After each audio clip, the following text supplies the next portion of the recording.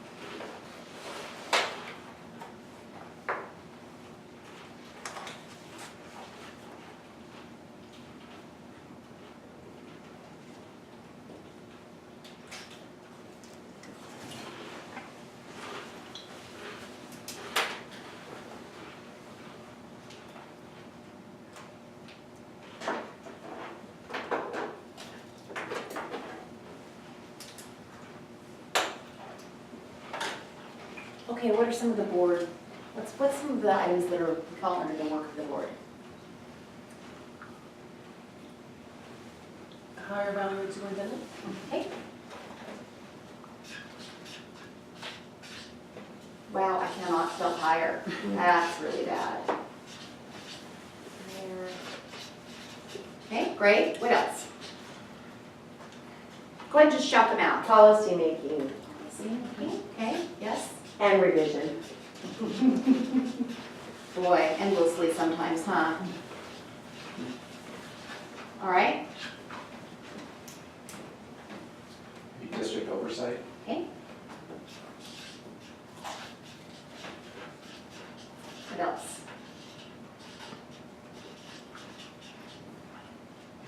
Budget parameters. Budget parameters and what else?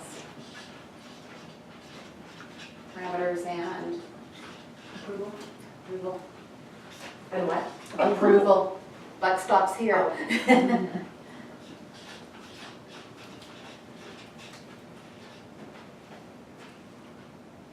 No? Okay. Approval.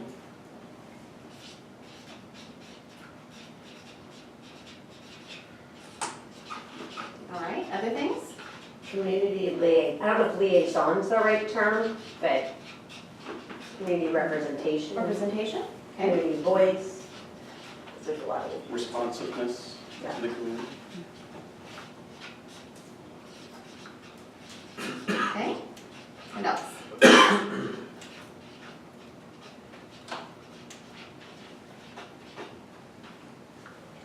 I had the word vision down. Revision? Vision. Oh, vision, I'm Vision, sorry. yeah. Yes, okay. So can you expand on that, make that into an action statement? What is the work of the board surrounding vision? I had long-term direction, is that similar? directing the vision, creating the vision. I think it's creating and communicating. Creating. Okay, I think it's important to communicate it too. great, thank you.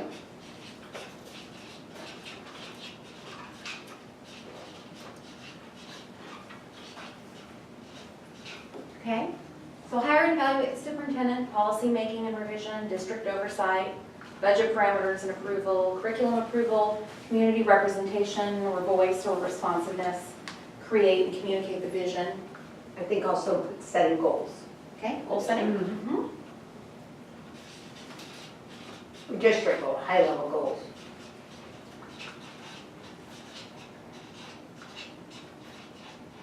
Okay, for the district, high level. Implementing procedures. What's that? Like a very good job. Implementing procedure. Wrong. Making sure we're paying attention. Revising procedures, making and revising procedures, but not, yeah, I know. You were just wanting to see if I was paying attention, weren't you? Okay, so is there anything missing there? How about the superintendent? What are the superintendent's roles, responsibilities, job, Procedures. procedures? Okay, can you make that into a? Creating the procedures and making sure that the staff is implementing them. And that could be delegated. Can I put enforce? I know that's not a great word. Much better. I think Implement? Yeah.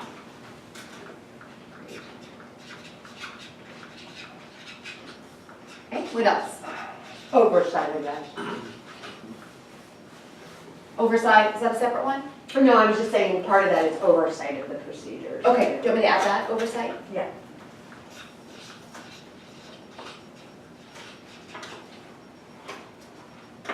So that would go with, that goes here, right? What's the matching part of the hire and evaluate superintendent? All other staff reports up to the superintendent. Okay, and so how would you describe that as a job? Well, ultimately supervise, evaluate, and direct staff.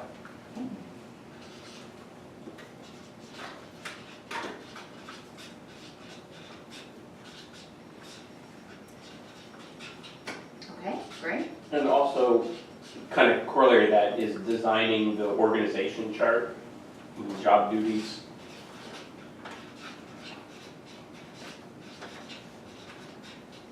Okay. Who does what? That kind of thing? Mhm. Okay, what else does the superintendent do? Chief advisor to the board. Okay.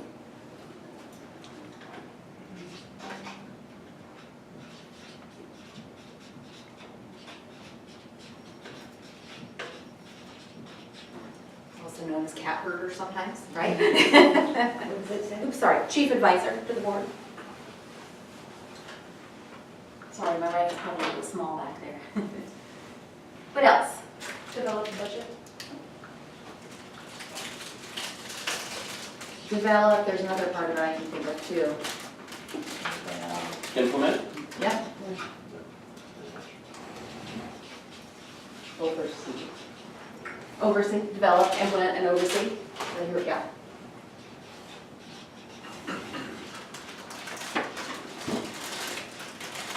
Okay. Monitor trends in education.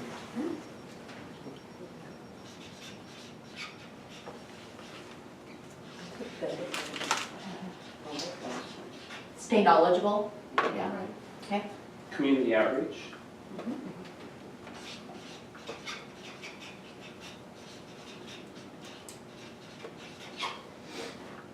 This is one of those where there's a lot of overlap and meshing of those two roles between the board and the superintendent when it comes to working with, listening to, being responsive to, understanding the needs of the community. I think too, there's some overlap between procedures and policy, because you have to make sure that the procedure follows the policy, you know, so that those are in tandem with each other. Yep, definitely.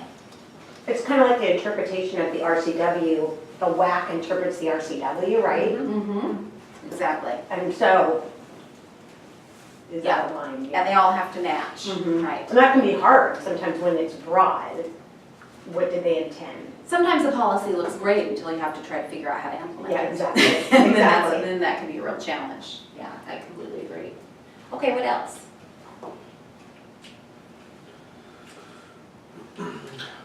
Oversee the day-to-day operations of the district.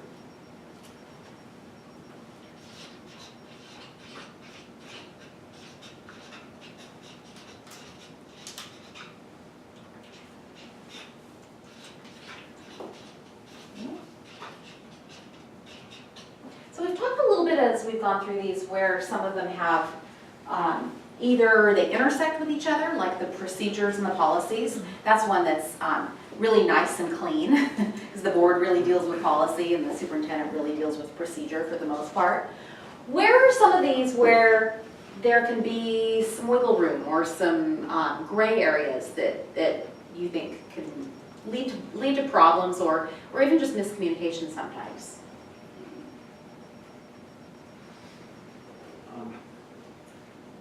Well, I think that whole day-to-day operation of the district sometimes can get a little murky for community members. Because oftentimes when they want to activate board members is when they want something operationally done. Right. Either done differently or done on their behalf or fixed or changed or something. And so that's, I think that there's probably a pressure that board members may feel sometimes when they get approached with those kinds of operational issues to want to problem solve those. And that's probably a push and pull type of feeling.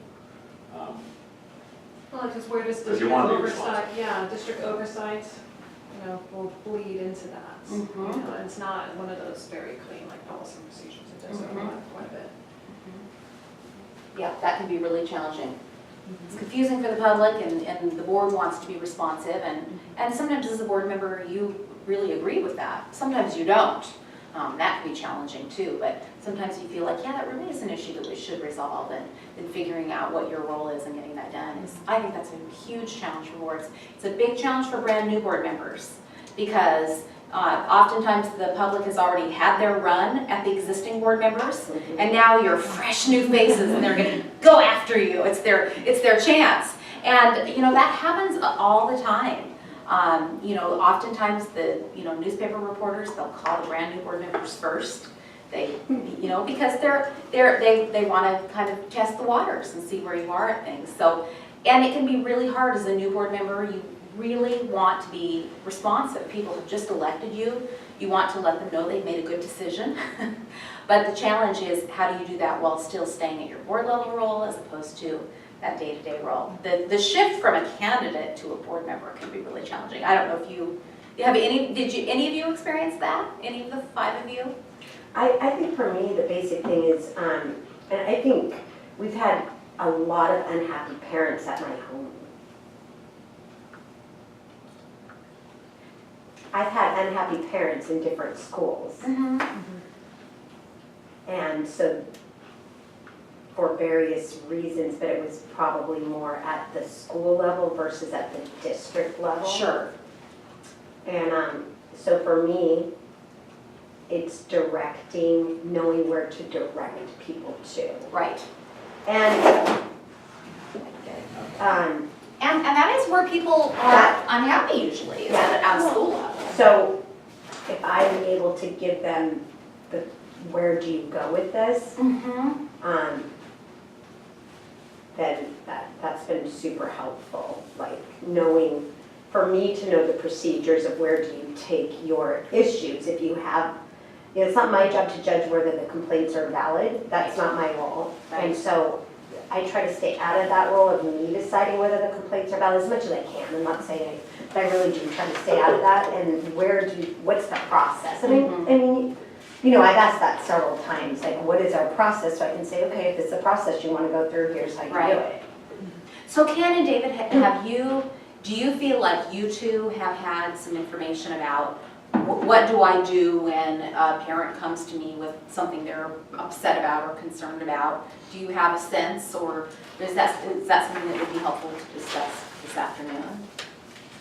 I mean, it's something that we discussed, you know, right when Kim and I were doing our onboarding meeting. But so these are some of the things that, you know, they experience. And I think, you know, to Kimberly's point, having the clarity that my role is this, and that I'd be more than happy to get you in touch with the folks whose role it is to address what you're talking about or what you're concerned about. For me, it's just being honest. I mean, I don't know the nuances of all the details of all the operational stuff. I'm not the best person to even offer that advice, so it really is helpful and productive to just say, check with these folks and Okay, good, go this route. good. How about you, Ken? Yeah, I haven't had too much. I mean, I've been fairly involved, and there's a few people that were activated, I think is a good word, and been able to just pretty much directly, and at the level that they were at, just directly shoot them off to the Are we talking about superintendent. community members or? Community Okay, members, community right, members. right. I mean, it's basically that issue, and then, you know, share that with the superintendent and for that particular issue. I haven't had the ones more at the micro type Okay. level, most of Yeah. the ones, and I think I've been involved at a more of a policy level, and so a lot of the questions I think have come to me at a policy type level, which are kind of board level type issues. So I haven't had a lot of those help me deal with my third graders, you know, pencil good. sharpener Yeah, I think issues. part of it That's is that, and parents that have kindergartners, first, second graders, and I still have an elementary, like younger elementary kid, I think they're much, it's like the new soccer, my husband coaches. Yes. It's like, it's always much more of an issue the first time you're going through it. So I think I hear it because I'm kind of close to it with just having a child close Yeah, I think to it. that's a great point. I think you're absolutely right. A lot of times parents, you know, that by junior high or high school, they're Exhausting. Tell their kids, figure it out. figure it out. Other kids don't want them making an issue of it, Right, you right. know. Very true. And I think, don't you think both as parents and even as students, and I know this is very true as a board member, you start to learn how to pick your battles. Yeah. You know, what are the important things to really invest my time in? And I would have to say, in my years as a board member, that has been one of my biggest learnings, is really focusing on what are the most important issues. I have to choose my battles carefully. And I hate that word battles, I mean, that's the phrase. But really what it is what am I going to really invest my time and energy in that will make a difference long run? And so I encourage you, as things come to you, to use that filter as a board member and really think about, is this the best use of my time and energy right now that will help move the district forward? Sometimes it will be. And then other times you might be able to direct it in a way that can get the issue taken care of, but not take up a huge amount of yours or somebody else's time. So, other thoughts on this? Larry? Yeah, so I think a couple of the other kind of main tension points, Kind of rubs. that's kind of back to that. One is that whole, the board's role in setting goals and strategic direction and all of that. And then the other is that the superintendent and the staff are the content experts. And so I think that's oftentimes a tension point. Board members aren't. I mean, they have huge responsibility around goals and strategic direction of the organization. And for the most part, they're generally not educators. And yet you have a system full of professionals who have been well-trained and are very versed in those issues. So I think that can be a tension point. For sure. And then I also think that one sort of the community outreach and the community voice and representation of the board, I think that defining community can oftentimes be a tension point as well. How to define? how to Community define is? community. Community Okay. is not just parents, community is not just taxpayers, community is Everybody. everybody. It's teachers, it's paraeducators, it's bus drivers, it's, you know, it's all of those constituent groups. And I think that's something that all of us struggle with. Everybody in the leadership team struggles with is sort of who is community and how do you measure and weigh all of those, particularly in a system of this size and in a community this large and diverse. But then also, when it comes to even things like staff or administrators, I probably feel differently about that. That's my team, much more so than that's the board's team. And so I think even those kinds of, even how you approach those kinds of issues when there are others involved can be filtered differently. Right, absolutely. And I think budget parameters is also, developing the budget is another, maybe gray area of who's responsible at what point. Yeah, we talked, quite a bit about that this fall when you looked at kind of refining your budgeting process. It being January, I don't know, have you been able to start putting some of those pieces into place yet, where you've looked at the big picture? Okay. Okay, and you may not, that may be something that's often a February issue with budgets. Well, So, but again, so, keep that in mind. That was one of the pieces of your goal setting that you looked at, was making sure that the board has an opportunity at the front end of the budget to really kind of see how it matches up with your goals. And then, of course, your superintendent is sort of your conduit there, again, to make sure, Larry, you're often the link between the board's goals and these content experts in the district, which it can be difficult. That can be really challenging. Well, that's what I find in general is something out of context doesn't make sense to me. So a lot of time I need the micro information, and I think there's this push-pull, why does she want it? And I'm not directing that at anybody. I need I'm a total contextual person. Okay, I need to see it here to understand here. okay, If you just give it to me here, it's not that I can't figure it out, it just doesn't make sense to me. I need the strands throughout. So it doesn't mean I want to change this, I want to understand how this makes sense in context. so what's a good way for you to get that kind of information? I feel like we're doing a better job of getting kind of more of that, the lower level information to help illuminate the higher level decision-making process. I do feel like there's sometimes when I don't feel like I'm getting it. There's other times when I do feel like when I'm getting my board briefings that we're getting, it's not just one sheet of paper, but it's actually giving more context. So I think that there's been an improvement in that. Okay, so those board briefings have been more helpful to you? Yes, Okay, yeah, for sure. okay, And I think being able to ask questions, I feel like there's more of an understanding of, questions are just to help us understand, they're not to get somebody in trouble. right, They're just to help get down to this level so you can understand this Right. level. That doesn't mean I'm not saying I never overlap it, I'm just saying that's primarily what my drive is. Well, and I think that's a great conversation to be having right here, because that's one of those norms that you can create in saying, when I ask questions, I'm not trying to do a gotcha on anybody. I really do want to know what is the context behind it? What is the background to help give me information? And then the flip side of that is all of you as board members need to make a commitment to try to phrase your questions that way too.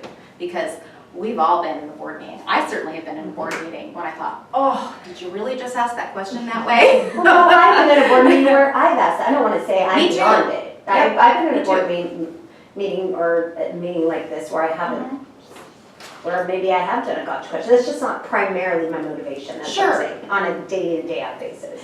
And that, again, you bring up a really good issue, and that is, how do we let each other make mistakes and learn from them? That's the other piece too, is how, you know, if I have just asked you a gotcha question, can I back myself up and say, Sandy, I'm sorry, let me see if I can rephrase that question to you. That did not come out the way I meant it to sound. What I really do want to know the information from you. Here's how I'd like to ask that question in a different way. That's hard to do on the dais when you're up there and you're in front of a group, but at the same time, it is a lot more graceful than just letting the question lie the way that maybe you didn't intend. Or maybe you did intend it in your brain, but it shouldn't have come out of your mouth that way. Or maybe in the moment you did intend that. Right. But then when you step back from it, you know that you need to read. Absolutely.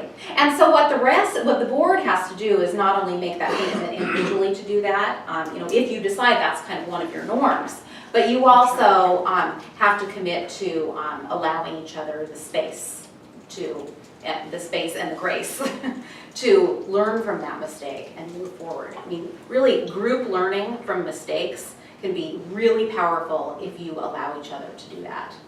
So. Tricia, can you go back, yes, you go ahead. asked the question, I thought it was a great question of how does that work for you in some sense? How do you, in the notion of context, I'm very much like that as well, and maybe different people have different learning styles. What helps me is writing and pictures. And so, for example, a really good example is we had a constituent group at the conversations with the board pushing a particular issue, and they were very persuasive in what they were bringing forward and trying to understand, was able to ask the question to the superintendent and say, hey, I heard this, and the superintendent was able to clearly write out, here's the whole story on that, and I said, could you make a picture? Because I think we're in a different world with social media and other things that if I would have that question, other people have the question, and we kind of have a responsibility to get that communication piece. And then that was in our Word packet, and it was an elegant picture. It says, aha, I get it. Okay. The words, spoken words to me are not persuasive. And I don't think they are in the social media world and to some of our constituents who press us.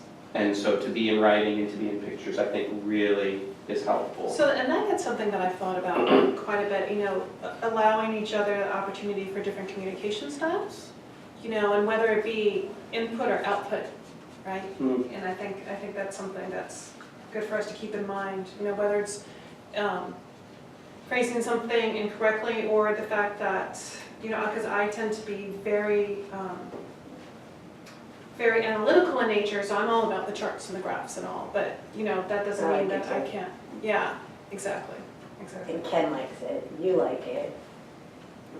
But that doesn't mean that I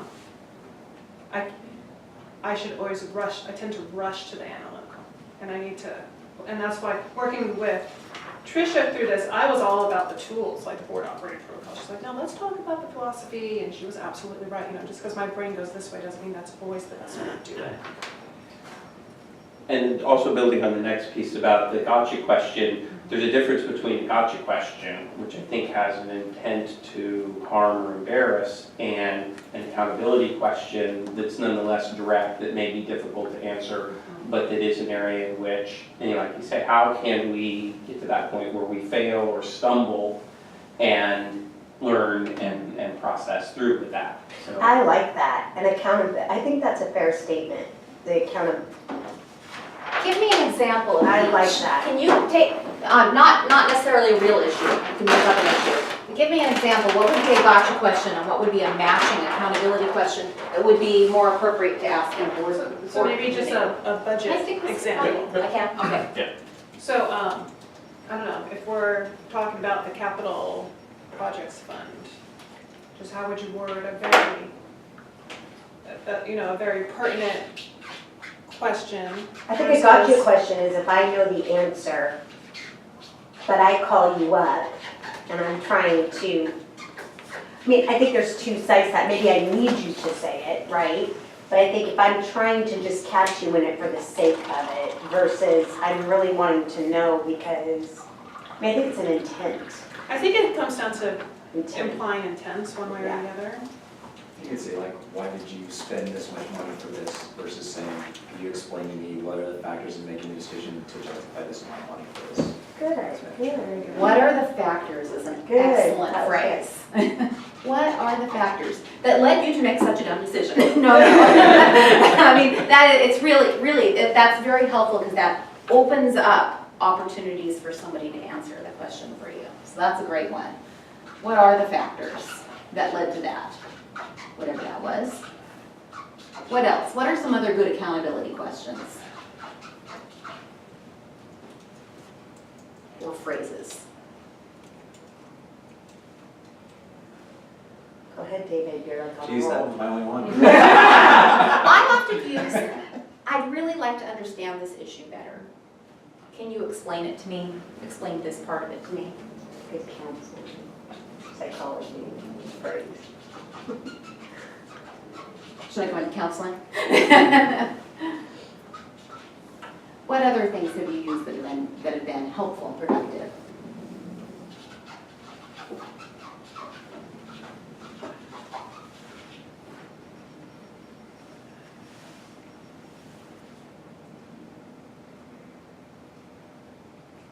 What are some phrases that haven't? Oh, go ahead, Amy. No, I was just gonna say, Jump no, the examples I keep thinking of are kind of, just continuation of the same Mhm. things, asking just for more information in general, and diving and contributing factors. I can't really think of anything that Okay. is a restatement of those. on. What are contributing factors? Well, well, speaking Well, of he the kind of factors. said that. Okay. Yeah. Mhm. What are the factors, right? Sometimes a question like, what more do you think the board should understand about this can be helpful. The other thing that's helpful about that is for someone who's presenting to you, whether they're an administrator or an outside expert, it helps put them more into your brain, help them think about, okay, what is it that the board needs to do with this information? So I'm not sure that's necessarily an accountability question, but that's another phrase on, what do you think the board should know about this? I'm using my pen caps. So we can leave this one up here. If we think of some throughout the day, let's put them up there because the phrases can be helpful, especially when you are feeling really frustrated about something. Because there are times when you're thinking, I just want to ask the question. But if you can ask it in a way that's productive and allows the other person to give you, to not feel on the defense when they're answering you, you'll get a better answer. Something I like that our board does too is I think we help each other reframe questions. So I know like if I've not been good at the way I frame the question, you or even Ken Vanu or Amy has kind of reframed. I think what we're saying is, which I appreciate that, like, and I think we've done it for each other. Yeah, that, because you can't oftentimes hear, like you could try that all you want, and that's an important thing, but you might still not say it in a way that was understood or that was well received, and I think that our board, this is something I think our board does a good job of. That's is great. Trying to reframe that question. Well, I think they mean this. So for your new board members, this is something that's okay and encouraged then. Yeah, As a can be norm done. on your board, being able to reframe a question, help each other out if somebody's stumbling over it. Yeah. Is that right? I think so. What I think they're trying to say is, and trying to bring the discussion back, it's oftentimes we have a thing, but we're kind of grasping at it. All of us do. And oftentimes we're grasping at it in an unproductive way. Mhm. And then someone else does. Sandy, you've done that for me a couple times, but I think you're, but it's useful, It's because good. I think because I'm like, as I'm the auditor Yeah, mentality. Shandy's probably the best at it. And then, Well, the legal training, I think, helps in that. What I think you're trying to get at is this: is that correct? There's the respect to the question, but I also think a friendly amendment to your question is such and such. Is that right? Yeah, that's exactly what I'm saying. I don't I was think saying that- it wasn't. I I didn't know you weren't gonna call, but I don't think I've ever been offended by that. Someone helping reframe the question for me. That's very good to hear. And Yeah, You certainly have the 3 a.m. And you listen, I mean, you're a very good listener, and I think you're hearing it, and so, yes, and some of us are buzzing with questions, and we're like trying to get at it. So someone else helping that, I think, is cool. Okay, yeah, good. Other Be careful what you wish for. comments? it Other really comments doesn't bother on? me. I don't know. I'll just say, no, that's not what I mean. So I'm gonna put this up, and as we think of more throughout the day today, we can we can add those up there. I want to make sure, did we cover everything on this? Because I'd like to, we're moving into how the board works together, which is exactly where we want to be moving. But I want to make sure we feel like we've covered this. We've identified a couple areas that can sometimes be a rub, just quite naturally, because there's some overlap. Did we miss any of them? I don't know how to phrase this, but it's around, the budget is kind of a prime example that we're a very new board, but boards in general are not as, do not have the longevity that staff well. And so there are processes that are built into the system that we come in with, I want to have input or I want to change, and you kind of can get either superintendent or admin staff in a, yes, but this is how, it's so much better if we just start with these assumptions already in place, right? We're not interested in spending time reinventing the wheel so that you can. The staff isn't. Yes. So it's a little staff resistance? I don't know that it's resistance, but I think just kind of different place, coming at it from different perspectives, perspectives, maybe? yeah. Yeah, because I noticed that, it's something I've said before about just not being in the building 5 days a week. You don't quite pick up on the intangibles that other people working here would in terms of level of activity and stress level even, or, what's really going on with the details. It can make for a challenge. And so what's the result? What is the result of that challenge? What position does that leave you in terms of budgeting? Trying to get to the crux of the matter so we can figure out what some techniques could be to help resolve that. So I guess using budget as an example, right, that there's laws, there's requirements, there's all these things that are built into the budget that we Right. have to follow, and when you come in as a board, you're like, I want to help create the budget, and they come, the district or staff come in and say, here's the baseline that we have to start with. Right. Because this is how this rolls. Okay. And then there's, I think, this tension of, well, wait, we didn't get to be, because then by the end, there's this little teeny tiny pot of money, right, that's left over. Right. Where I get $5 to, it's not that extreme, but, Right. right? And So the board doesn't really oversee very much of the budgeting process because a lot of it's automatic. Is that what I'm hearing? Okay. Or turning over, like previous contracts maybe, or, Right. things we've inherited. Is that what you mean? That too, that's part of it. I mean, there's previous things, but there's the state legislature, there's a big portion of it. We have to have teachers, we have to have staff, we have to have bus drivers, we have to have buses, I mean, there are things that are just part of the budget, and then when you're coming in and the presentation's being done and you're looking at, it gets to zero and there's nothing left for us to feel like we have a say in it. It can be frustrating. Very true. Okay. Are there some things are there some ways that could be alleviated, or information what are some ways that you could help solve that problem? Or is that just one you have to live with? I listened to a presentation at the National School Board of a district that went through, I think you guys did this before, Sandy, line by line when you guys were doing budget cuts. Yeah, that's what I was thinking in my brain. Budget cuts was the best thing for me because then you had to see. Because even with budget cuts though, There was still. we weren't going line by line over a $180 million Right, budget. right, it We was- sort of said, You're we identified, Right. 10 to 15 million of things that we could see as movable in some respect, because you have contracts you have to honor, you have a certain number of teachers you have to have that, those are kind of presumed costs that are associated.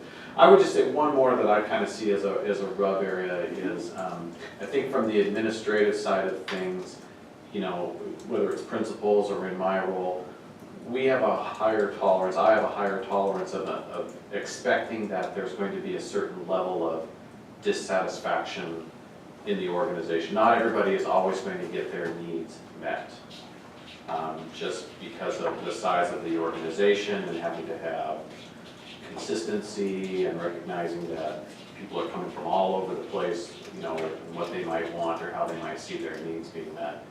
And I think for boards who don't, you know, navigate in that day-to-day world of principals or of program staff who are fielding all kinds of questions, you know, people in the highly capable office or whoever it may be, that there oftentimes is a push to why can't everybody be happy?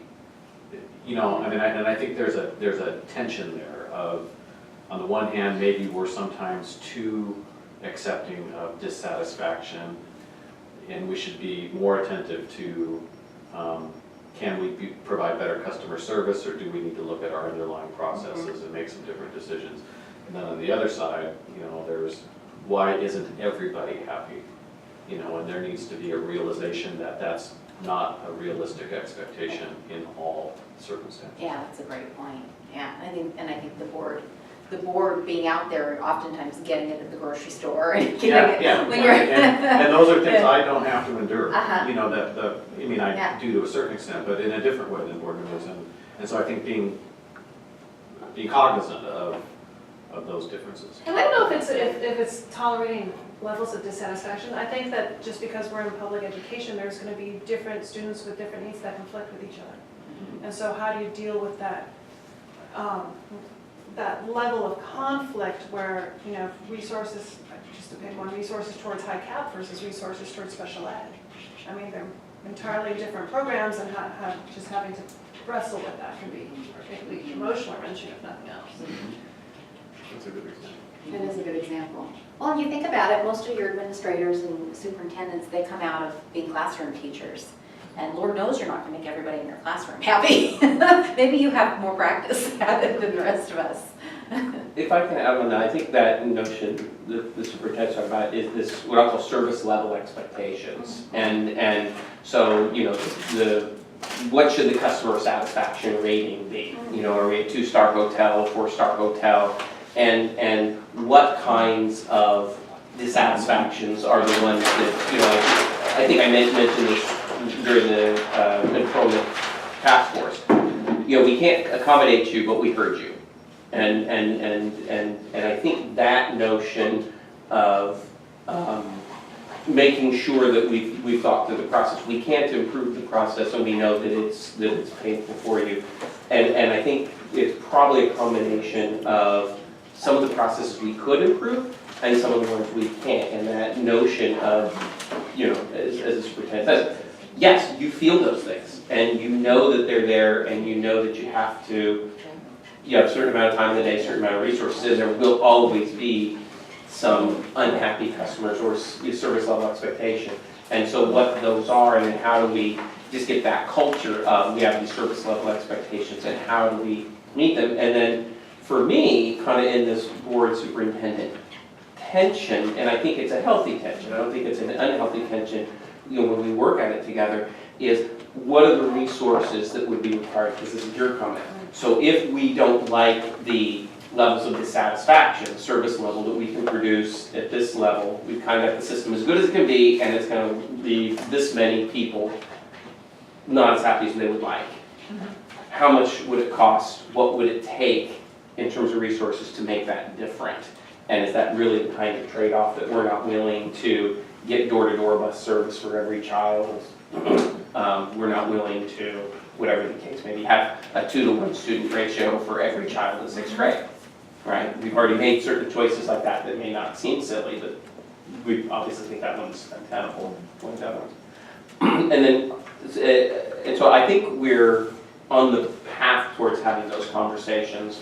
And I appreciate it being brought up, because I think it's a tension that they feel, not the board feels as much as, you know, we're kind of bringing the service level expectation. The other one was on the budget, and I had shared a document earlier about some kind of a budget finance accountability study group as an idea at the board level. And I think there's a real host of challenges in terms of understanding at a base level, what are the systems, information systems we're using?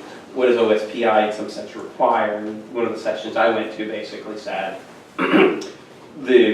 the F-125, F-196, the regulatory forms are not management forms. They're just regulatory forms. And then, so if you want to do some kind of budget management, which is what I would call that, and budget policy, you almost have to set up a whole new budget system in some sense. Whether it's a series of spreadsheets, budgeting by outcomes, et cetera. And that's an investment, a substantial investment. And so to understand what that would look like and to think like, so if we do what we've done, we're going to get $5 at the end that the board really kind of directs in a substantial way. The opposite alternative is probably, you're probably never going to hear me say this, a substantial investment that we'll have to really thoughtfully consider whether or not we would want to do that, and because I think it really requires systems and infrastructure, analytical infrastructure. But I'd be interested in going down that path to pursue it, but I think it's a pretty big package to really get to the substantive. I remember the questions that happened in this room earlier. We'd like to know the cost of programs.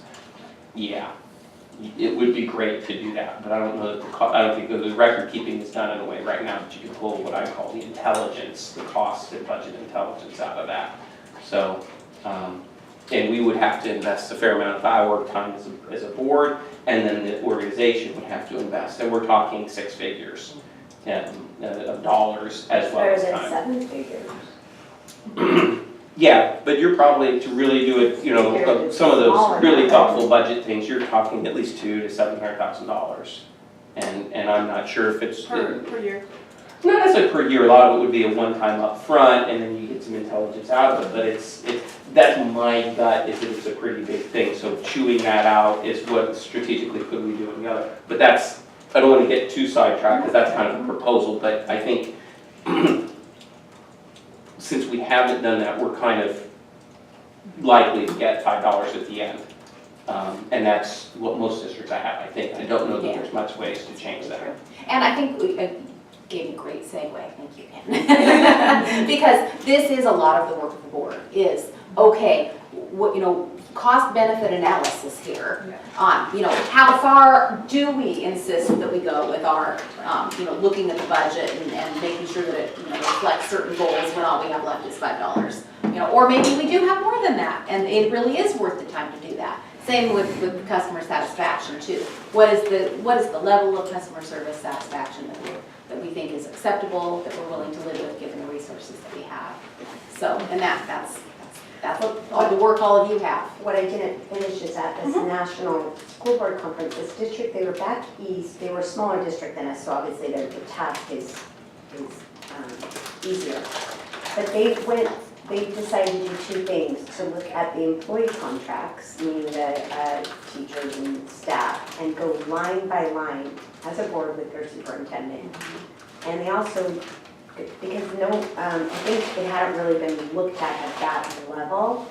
And then also to the budget. So, you know, in the case, again, they didn't have a $250 million budget. So I don't know where that is, but they were able to go, and it took a lot of work, but they said that there were things in both of these that none of them had really realized were there at this level, and the dollars that they were able to pull out, you know, from that exercise. Right. It was a very compelling presentation, and the board and the superintendent were there together presenting it, which I felt was compelling in and of itself. So I don't know where you do that in a district like ours, but I feel like, and I don't know if you do it in a district like our size, but I felt that it was, you know, It's a good conversation there. it's a good conversation. And How do you want me to capture that? I'm trying to figure out how to capture that up here so that we. Well, we were talking about the overlap. I think sometimes, so I think of, really quickly, if you're looking at corporations, you know, boards and CEOs, this is the same conflict, right? I mean,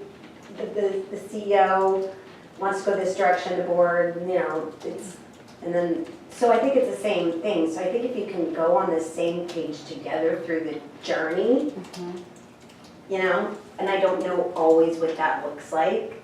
Like, I really thought that the board should be, this isn't saying this, I thought the board should be more involved in the diversity and all of our pieces of that so we could understand and all be together at the end, and, you know, and so, you know, I'm not an expert in this field. I just feel like what I'm saying, there's a lot of validity to.